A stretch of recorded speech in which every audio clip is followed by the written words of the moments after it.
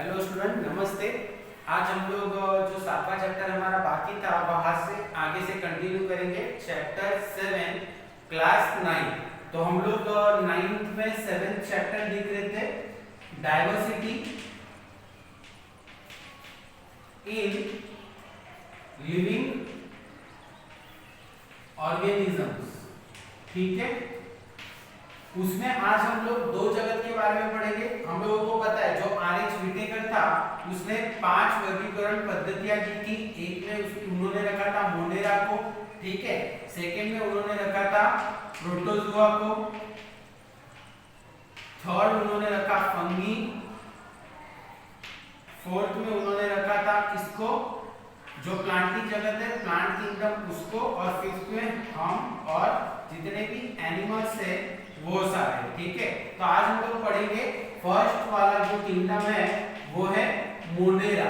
ठीक है, तो मोनेरा में कौन से सजीव आते हैं? जितने भी बैक्टीरिया हमारे अर्थ पे एग्जिस्ट करते हैं, ठीक है, जितने बैक्टीरिया पृथ्वी पर पाए जाते हैं उन सबको हम लोग डालते हैं कौन से किंगडम में? मोनेरा किंगडम में। मोनेरा किंगडम में आपको सबसे पहला जो पॉइंट है वो ये याद रखना है कि इनमें कोई भी सुविकसित केंद्रक या फिर जो कोशिकांग होते हैं, ठीक है, वो नहीं पाए जाते। ठीक है, तो पहला पॉइंट जो है मोनेरा जगत का वो ये कि मान लेते चलो ये क्या है, ये बैक्टीरिया है।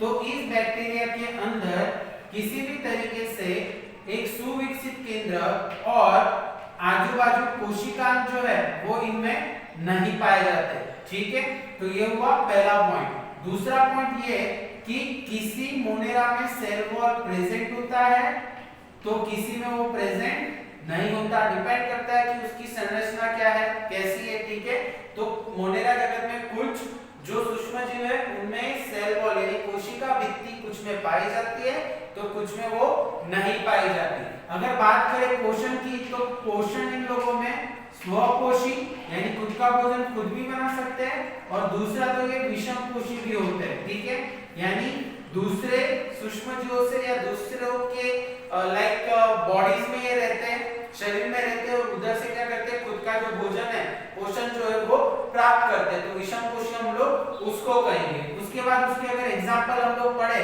तो एग्जांपल में क्या क्या आता है, तो बैक्टीरिया जितने एग्जिस्ट करते हैं वो सारे किसमें आते हैं? मोनेरा जगत में। फिर साइनोबैक्टीरिया है, ठीक है, तो साइनोबैक्टीरिया किसमें आता है?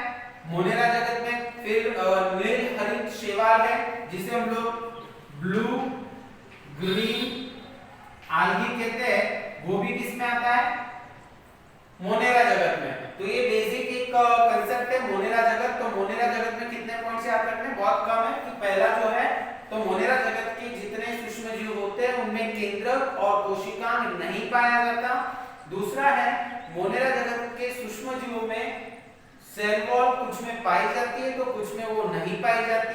सेकंड जो है वो है थर्ड पॉइंट जो है हमारा वो ये है कि उनका जो पोषण है वह स्वपोषी या विषमपोषी हो सकते हैं। यानी स्वपोषी यानी खुद का भोजन खुद बना सकते हैं, और विषमपोषी यानी दूसरों के शरीर में रहकर उनसे खुद का पोषण प्राप्त कर सकते हैं। उसके बाद बैक्टीरिया, साइनोबैक्टीरिया, ब्लू आल्गी, और एक एग्जांपल है सबसे छोटी कोशिका अगर कोई है तो है माइकोप्लाज्मा।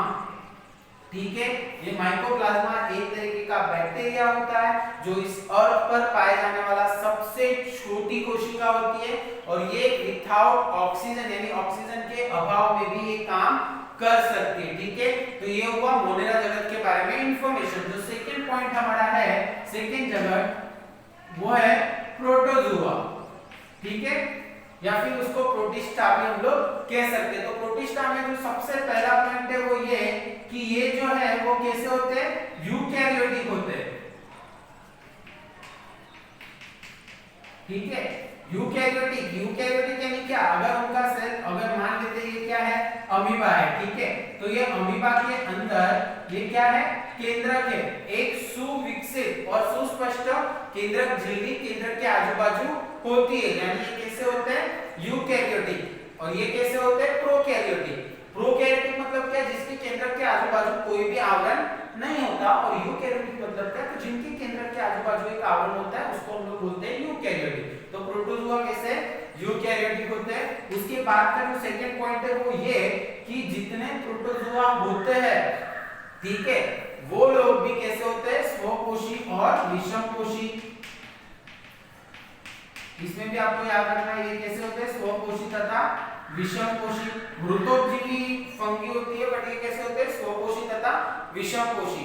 उसके बाद इसमें एग्जांपल क्या है, तो इसमें एक कोशिकीय, शैवाल,